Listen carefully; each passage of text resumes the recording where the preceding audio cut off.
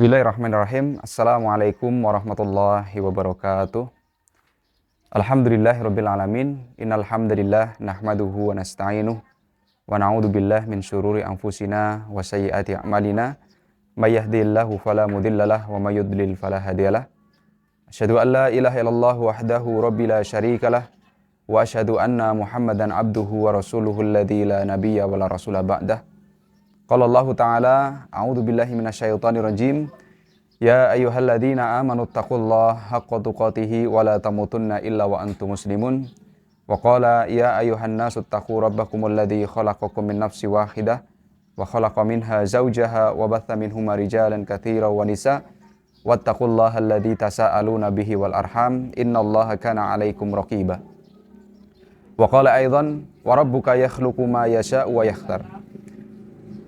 Ma'asyiral muslimin wal muslimat rahimani wa rahimakumullah. Alhamdulillah kita memasuki bulan yang sangat istimewa, bulan yang penuh dengan keberkahan, sebagaimana Allah Subhanahu wa taala berfirman di dalam surat Al-Qasas ayat 68, A'udzu billahi minasyaitonir rajim. Wa rabbuka yakhluqu ma yasha'u wa yakhtar. Tatkala Allah Subhanahu wa taala menjadikan atau menciptakan sekian banyak makhluknya, Allah akan memilih salah satu di antara ciptaan Allah Subhanahu wa taala. Ketika Allah Subhanahu wa taala menciptakan sekian dari banyaknya jumlah malaikat-malaikat Allah Subhanahu wa taala, maka Allah akan memilih satu di antara mereka. Yaitu ketika Allah menciptakan malaikat, maka Allah jadikan satu dari sekian malaikat yang mulia, yaitu malaikat Jibril.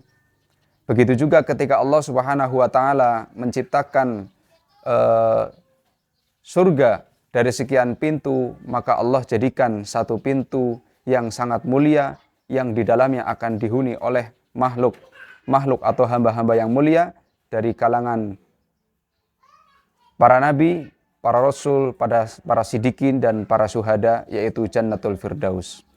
Begitu juga ketika Allah Subhanahu wa taala menciptakan lapisan langit, maka Allah jadikan satu lapisan yang paling mulia, yaitu langit ketujuh. Begitu juga ketika Allah Subhanahu wa taala menjadikan bulan-bulan yang ada, maka Allah jadikan satu bulan yang paling mulia yang Allah Subhanahu wa taala pilih, yaitu bulan Ramadan. Begitu juga ketika Allah Subhanahu wa taala menciptakan dari sekian banyak utusannya dari kalangan para nabi dan rasul, maka Allah Subhanahu wa taala memilihnya satu yang paling mulia yang menjadi Sayyidul Anbiya wal Mursalin, yaitu Nabi Muhammad sallallahu alaihi wasallam. Oleh karenanya bahwa bulan Ramadan adalah bulan yang dipilih oleh Allah Subhanahu wa taala menjadi bulan yang sangat mulia. Oleh karenanya di dalamnya Allah memberikan banyak kemuliaan, banyak keistimewaan, dan banyak keutamaan-keutamaan untuk hambanya.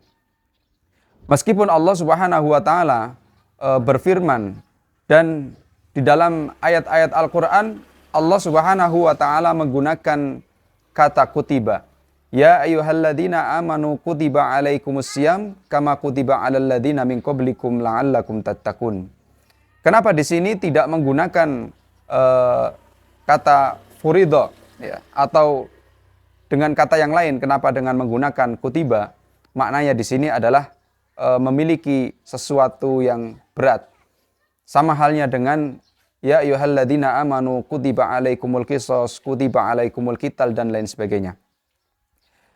Oleh karena itu, meskipun syariat ini adalah berat dilakukan oleh hambanya, akan tetapi Allah Subhanahu wa taala memberikan pahala yang seimbang. Di antaranya Allah Subhanahu wa taala memberikan keutamaan-keutamaan kepada siapa yang mau melaksanakan shaum Ramadan ini, maka bulan ini diberikan kemuliaan oleh Allah Subhanahu wa taala sebesar-besarnya. Ma'asyiral muslimin rahimani wa rahimakumullah. Al-Qur'an juga diberikan dan diturunkan kepada manusia di dalam bulan Ramadan. Oleh karenanya, siapa saja yang diturunkan kepadanya Al-Quran, pastilah dia itu akan mulia karenanya. Terlihat ketika Allah Subhanahu wa taala menurunkan Al-Quran di dalam bulan Ramadan, maka bulan ini menjadi bulan yang mulia.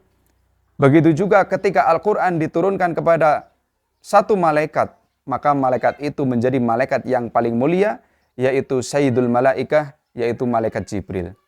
Begitu juga ketika Allah Subhanahu wa taala menurunkan Al-Quran kepada satu nabinya, maka nabi tersebut menjadi nabi yang paling mulia di antara para nabi Allah Subhanahu wa taala, yaitu Nabi Muhammad sallallahu alaihi wasallam. Ketika Al-Quran diturunkan di suatu malam, maka malam itu menjadi malam yang sangat istimewa. Ketika Allah Subhanahu wa taala menurunkan Al-Quran kepada suatu umat, maka umat itu akan menjadi khairul ummah. Begitu juga ketika Al-Quran diturunkan kepada suatu hamba, maka hamba itu juga akan menjadi sebaik-baik manusia. Khairukum man ta'allama al-Quran wa 'allamahu. Sebaik-baik kalian adalah orang yang belajar dan mengajarkan Al-Quran.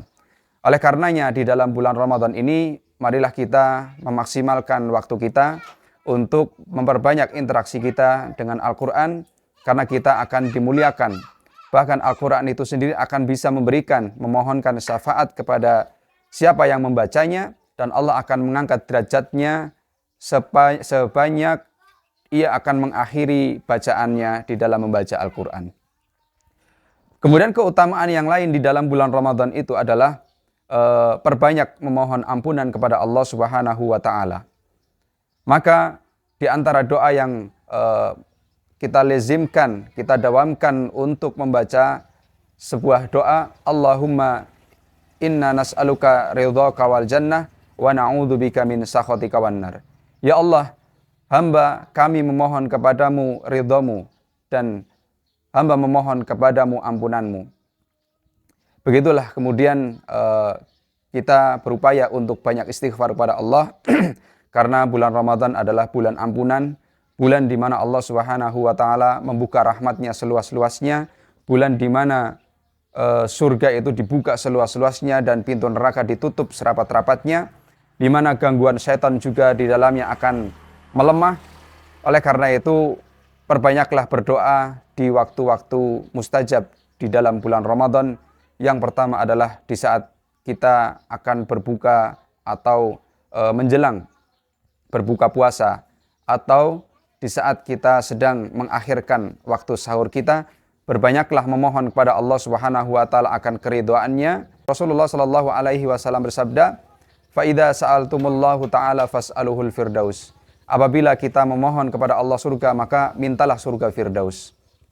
Yang terakhir, ma'asyiral mukminin rahimani wa rahimakumullah, bahwa bagi orang yang berpuasa itu akan memiliki dua kebahagiaan. Lis-shaim farhatan. Bagi orang yang berpuasa akan mendapatkan dua kebahagiaan. Yang pertama adalah farhatun 'inda fitrihi. Bahagia ketika dia itu berbuka puasa. Maka ketika seseorang berbuka puasa, dia akan merasakan kenikmatan yang sangat luar biasa. Yang kedua adalah farhatun 'inda liqa'i rabbih. Bahagia ketika berjumpa dengan Allah Subhanahu wa taala, bisa melihat wajah Allah Subhanahu wa taala. Demikian, marilah kita manfaatkan momentum atau keutamaan bulan Ramadan ini untuk memaksimalkan amalan-amalan kita, untuk mendekatkan diri kita kepada Allah Subhanahu wa taala, karena di dalam bulan Ramadan ini adalah bulan kebaikan, bulan musimnya kebaikan, bulan di mana orang yang tidak terbiasa untuk melaksanakan sholat berjamaah, maka dia akan termotivasi untuk mengamalkan sholat berjamaah. Bulan di mana manusia yang awalnya tidak terbiasa infak dan sedekah, maka di dalam bulan Ramadan ini manusia terdorong untuk melakukan kebaikan. Demikian, mudah-mudahan yang sedikit ini bermanfaat untuk kita semuanya. Aqulu qouli hadza wa astaghfirullah li wa lakum. Wassalamualaikum warahmatullahi wabarakatuh.